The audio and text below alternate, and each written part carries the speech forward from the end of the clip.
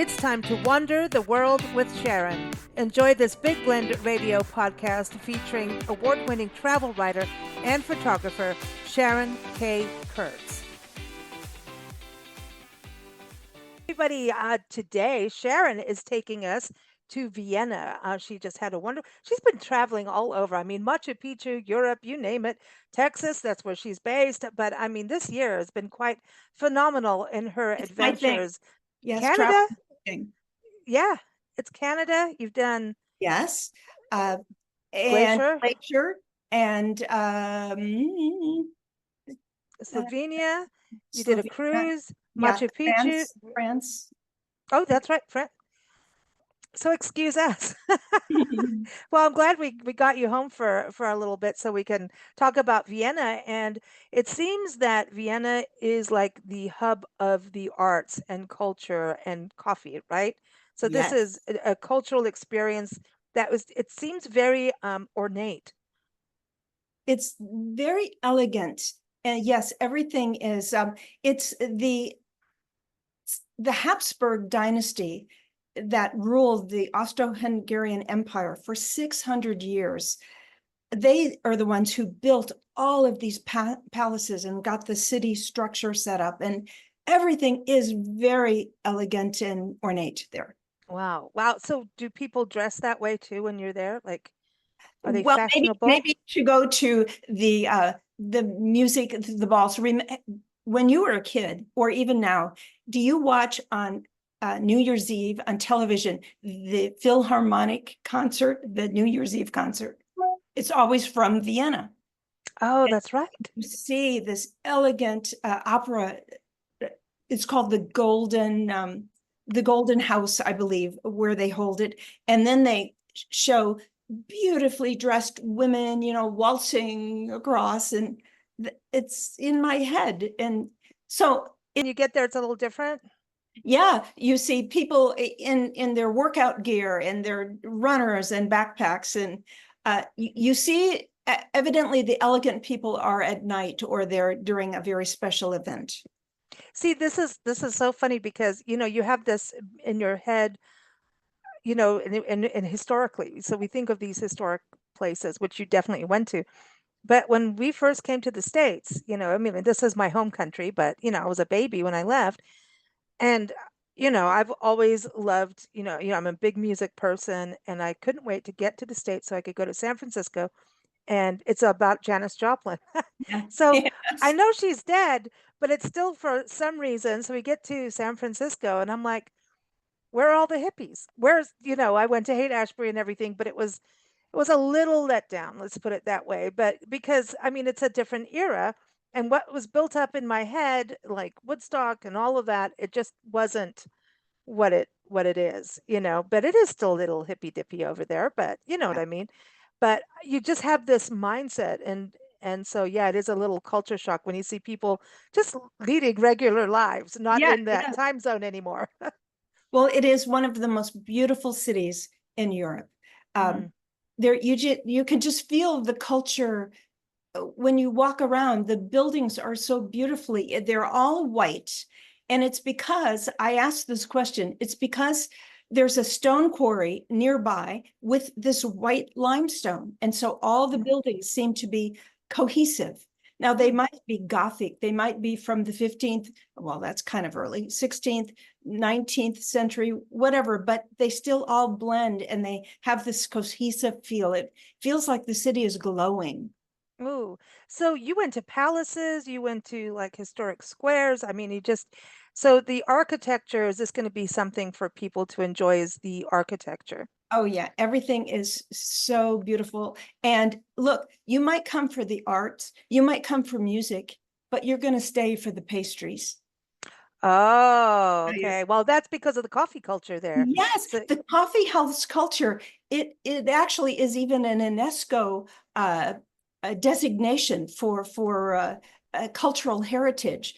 The wow. coffee house culture started in the 1700s, and these beautiful coffee houses, and that's where politicians and writers and intellectuals would come, and they would have conversations late into the night. So it's a thing in Vienna. And when you have coffee houses, you have pastries. And oh my goodness, the three important coffee houses that I went to, and I went to all three. One was called the Cafe Central, and that was from the 1700s. It was interrupted like in the war years and then rebuilt to its original glory. But you see these pastry counters, and apple strudel. That's what I had there. Ooh. Oh, it's so good and flaky. And then you have the Cafe Soccer. Have you ever heard of a soccer torte? No. Well, it's this dark chocolate cake and with a glaze on top, and it's kind of got an orange filling in it. And that is very important. And the Cafe Soccer, to this day, to get into these coffee houses, you kind of have to queue up and wait your turn because they're beautiful and everybody wants to do them.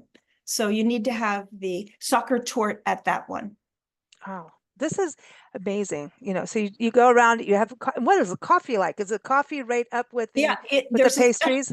Yep, there's a special pastry called a melange, and it's Viennese. So it's like espresso with steamed milk and froth on top. And it's served in a special cup. And you sit there and you sit a long time. But these houses are so beautiful, and they've kept them in like looking of the period. Oh, wow. That's cool. That's cool. So definitely coffee houses. Now, Yeah. classical music, this is like the birthplace of it, Oh, right? yeah. This is the birthplace of classical music. The three most important composers of the world were from Vienna. The first was Mozart, and then you have Johann Strauss, and then Beethoven. Mm. Oh, So you have to, when you go, you need to go to the Vienna State Opera House because that was one of the very first buildings that they built and is still standing there today. And they put on operas and live performances there, but they have guided tours. So you can see, just like behind me, that is actually the Belvedere Palace.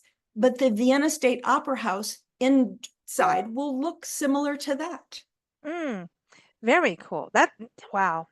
So when you go to like palaces and places like that in Vienna, do they have guided tours? Is it kind of like a museum or people living in there?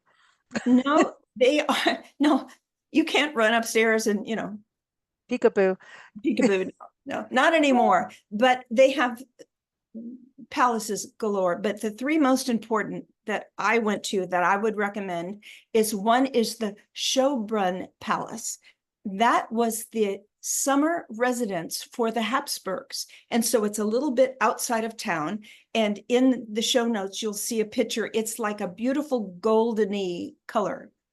And that was their summer residence. So it's opulent, but now there's art all around it, and you actually go through room by room and see how they lived. You'll see the emperor's bedroom, you'll see his water closet. It was one of the first makeshift Wow. toilets of the modern age, and art as well. So Oh, that's the Schoenberg Palace. Then you have the Belvedere. That's the one behind you. oh, cool. That's where, have you ever heard of the artist Gustav Klimt? Mm-hmm. Yes. Well, he's like a successionist painter. And if you remember, so that's where you can see the Klimt paintings when you go to the Belvedere. And the most iconic one is called The Kiss. It's his certain style, and it's gold and silver metallic woven in. Mm-hmm. But do you remember a few years ago, or more than a few now, when Adele Bosch,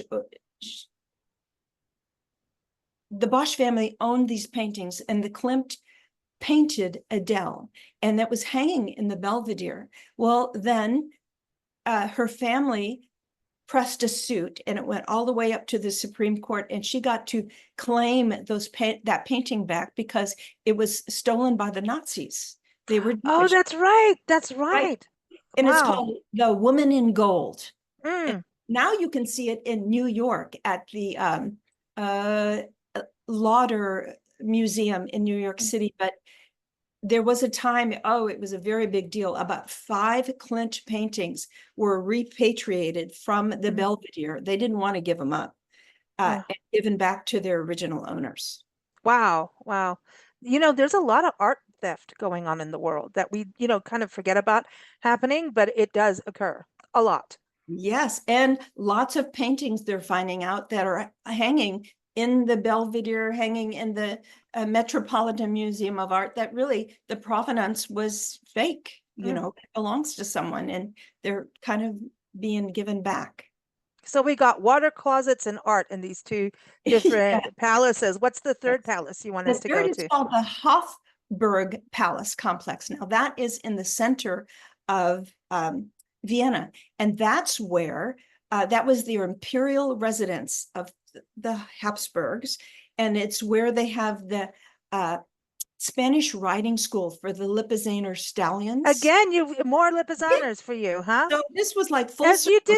you did this before too, and you're in Slovenia. So Exactly. this is crazy. Yeah, And so now Slovenia was a part of Austria back in the day. right. They developed the horses, and now the Emperor Maximilian, who came from Spain in the 1600s, or maybe it was 15, he was a horseman, and that's when he wanted to. He lost a lot of his horses on the big road to Mhm. Vienna, and they developed this line of Lipizzaner. Well, now they have a riding school there in the palace from the 1500s, and you can still, I took a guided tour, and then we went to a practice session because they did not have an official performance that day, and we got to see the riders in their elegant garb and take their horses on maneuvers.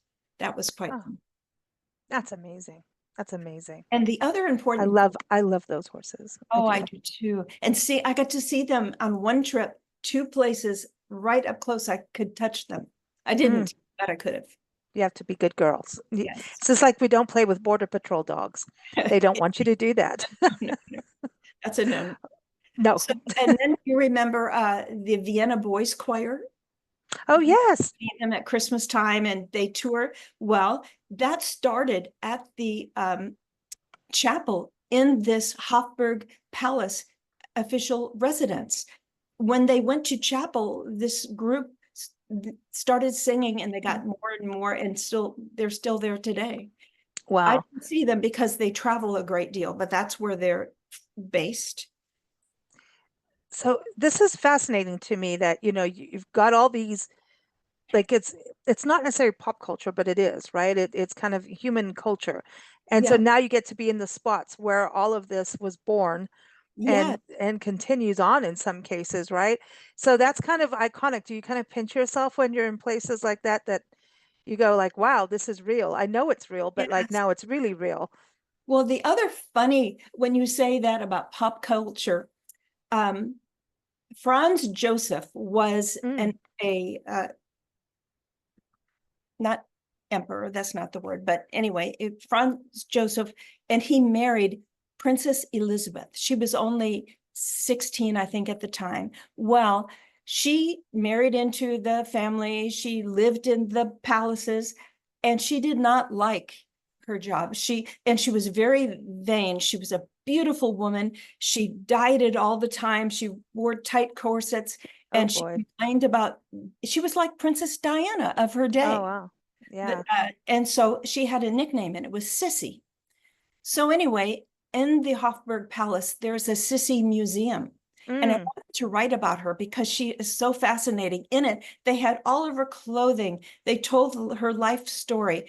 And in the end, she got assassinated by a crazy person, assassinated her with a knife, uh, 1898. Oh my gosh. And that And was, yet you don't diet. I mean, things like this can happen. So live. I know, Eat but that cake, eat that pastry. she did not like aging, and back in the day we didn't have social media, but they paint her portrait, and her people would come see her when she got out of her carriage, and it was important to her to keep up her image. She's She keeping up appearances. Yes, so she kind of was like the Lady Di of her day. And then people didn't really like her because she didn't go to public events. She didn't do what she was supposed to. But after she died so tragically, she got a whole new persona. Everywhere you go, there's little statues of her, as a souvenir, you bring something home of hers. It's kind of crazy. Yeah, because people start to realize, you're so mean while someone's alive. It's like us humans are humans, and we don't all have to follow society's laws and rules. That is just humans making up rules, Yeah. when you think about it, and follow the culture and the norm, and people don't like it when people don't follow the norm, Yeah. and then they pass away or get, murdered like that, it sounds pretty brutal. Then they have to kind of recheck themselves and go, oh, are you going to still be mean about someone who was murdered? Right. So that's a interesting thing, and assassination. I mean, look, we just had the I assassination know. attempt in our own country, and everybody's That- arguing about it. So there you go. There goes humans for you, you yeah. know. So it's just fascinating to me about people, but that's what history, is about, is starting to learn those stories. But if she was like dieting and, wearing those corsets every time I see, I know. oh, She was really an interesting woman, and she followed her own. She didn't do what was expected of her. mm, Um, she didn't participate I in. like I like people like that. I know she was quite strong. So, I just the dieting part, please don't make me do it. oh no, I wouldn't do that. Yeah, she didn't Mm-mm-mm. eat with. Oh, and when I went to the Schaumburg Palace where she Mm. lived, we went into her room, and do you know she had the first gym? Picture this, in the What? 1700s, she had rings where she did her exercises from. She had a whole exercise room to Wow. her figure. She's like the Jane Fonda. Yes. Jane Fonda of Vienna. That's amazing. I mean, there's nothing wrong with that, but they're so strict on themselves, in the public eye, obviously, and the public is not nice about, Yeah. they're not nice. So, wow. So there's some women's history right there. Yes. And Wow. even though people didn't like her, but her husband, Franz Joseph, he idolized her and, Wow. through everything. Mm. Well, hey, he's going to know her more than what any of us would know, right? So that's an interesting thing. Let's talk about getting around and preparing, because you were using an app to do this too, which I find interesting. Uh, because I think it's always a tip for you landed in a new city, now what? And did you plan your hotel lodging beforehand? Or you had to have, right? Not just arrived and going, what? Yes, we had a delay and we arrived like it was Oh, nighttime, and our accommodations were so lovely. It's called the San Souci. It's a small boutique hotel in the very nice. 7th district, but it's only a 15-minute walk from the Hofburg Palace where I like to go to so many things. So, but it only had 70 rooms, and it was a beautiful white stone building, just like they all are. And Mm. it's lovely. So anyway, we arrived very late, but I had already downloaded the Ivy app. Everyone should download this app if you go to Vienna, IVIE. And it's free, and it has what to do, what's happening in the city, how to get anywhere. And That it's is, in English. yes. And then Okay. they have what's called um, the Vienna card. Uh, Hmm. you pay for that, but it gives you uh, discounts everywhere. It gives you free transportation. You can jump on a tram or a bus or even Mm. the underground while you're there. So Oh, the Vienna City card, and then so it had a hop on, hop off bus option. Well, the next morning it was raining, and it's not so fun to walk around the city checking everything out in the rain. So we jumped on a hop on, hop off bus and sat on the very top and went all through the city and got our bearings that way. oh, that's really smart and cool. Now thinking about that, these kind of apps and then the transportation. So it seems like Europe is kicking our butts in public transportation. That is the truth, isn't it? Mm. Mm. So, when you go to a new city, and it's in a different language. They speak German in Vienna, but English as well. I was a little leery to just jump on public transportation. So we took Ubers usually, but I did take the metro. I was at the Schoenberg Palace Hmm. and I went down to the metro station, and for $1, I think, I got a ticket and made my way back to the hotel by myself. And then Ah, I love the trams. They have these so charming red trams that go all through the city. And one day I wanted to go to the Belvedere, and that's a little bit outside of town. So I learned from my hotel helped me. I just walked to a bus stop and or tram stop, the tram station, and it went directly 6 stops to the Belvedere for free because it was part of my card. oh, So that's instead of cool. an Uber that would have cost, I don't know, round trip, maybe $30, $40 Hmm. for free, I made my way over to the Belvedere. That's cool. I think for people to know, it's like, okay, here's all these options, but underground, I didn't know that. That's pretty cool. Yes, it was easy as well, but it just takes a few days for people Mm. to get up their courage to, think you can't I do. I like your idea of going, going in on the bus and getting your bearings of an area because you can kind of follow on GPS or follow on a map, right? To kind Right. of know where you are, and that helps a bunch too. I always think that it's great like when you go somewhere and people just drive you around, and say, okay, this is this, and then you go, okay, this is where I want to go. Okay, that looks a little busy for me driving personally. Like driving in another country is a whole other deal too. Oh, that is the truth. But Yeah. this hop on, hop off, it was fun. I loved that we were so high up and you could just see Mm. and then follow along, in your book, and you saw where you wanted to go the next day. So what about speaking English? Do people speak English over there pretty good? I mean, because you're saying it's German, but Germans are so highly educated people. Yes. They are. They are. They're smart. So were there enough people to be able to speak to you? I mean, obviously in the hotels, right? In English and help guide you that way? Yes. English is spoken everywhere.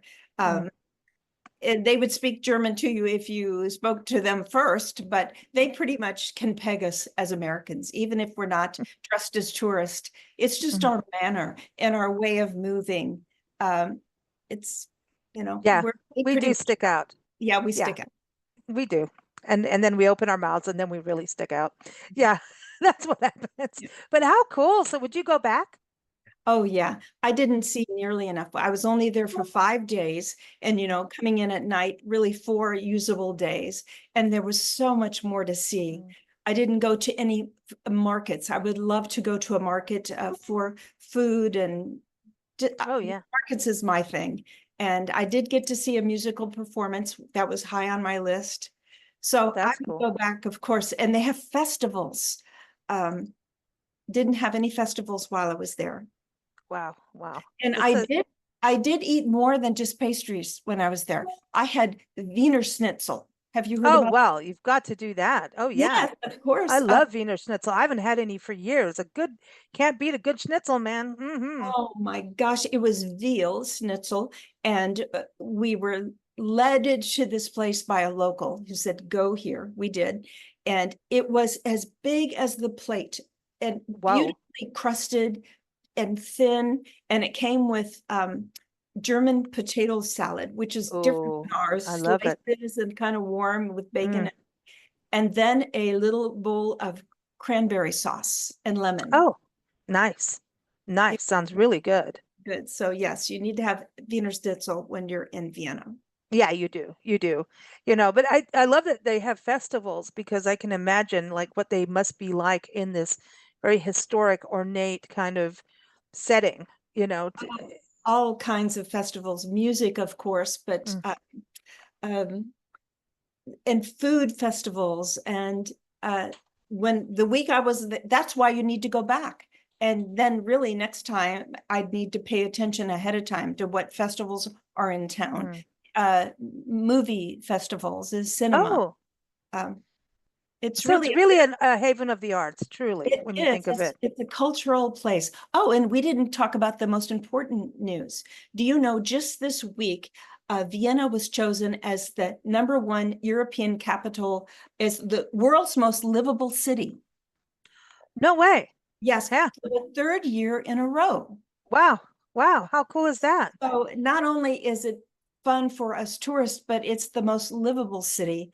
And the Economist magazine puts out this, they test every city around with certain metrics, and it's factors in healthcare, culture, environment, stability, infrastructure, and education. Oh, And it is nice. #1 for 3 years in a row. Wow. So look at you going to Slovenia, that's kicking butt and being a green city. And, Yes, and you went to their capital city. Now you're in Vienna. And then, you're going to good places. I know. Wow. Well, next month, everyone, Sharon is taking us to Glacier. So we're going to learn about fishing. You go, girl. You went fishing. I love this. From horses, Lipizzaner horses and pastries to fishing. Yes. And then after that, is it Oakland? I can't keep up Yes. with you. Wow. Yes. We Very will. exciting.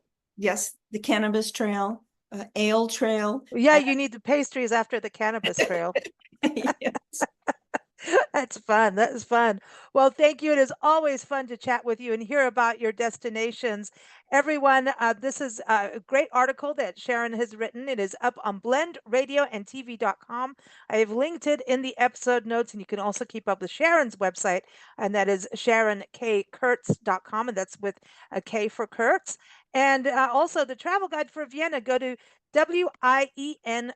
wien.info/en. Again, all of this is in her article. There's also Visit Austria's website, and that is austria.info/en. And when it comes to the hotel, you're going to have to go look at that link yourself because that's a long one. But yeah, the hotel and everything. Wow, I want to go learn more about Cece.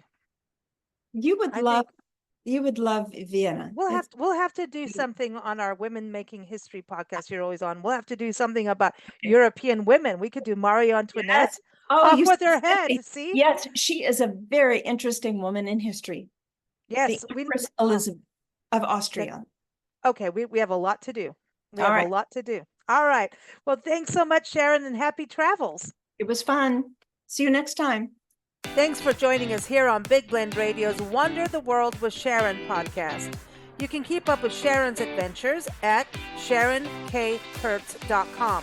Follow Big Blend Radio at BigBlendRadio.com. Happy travels.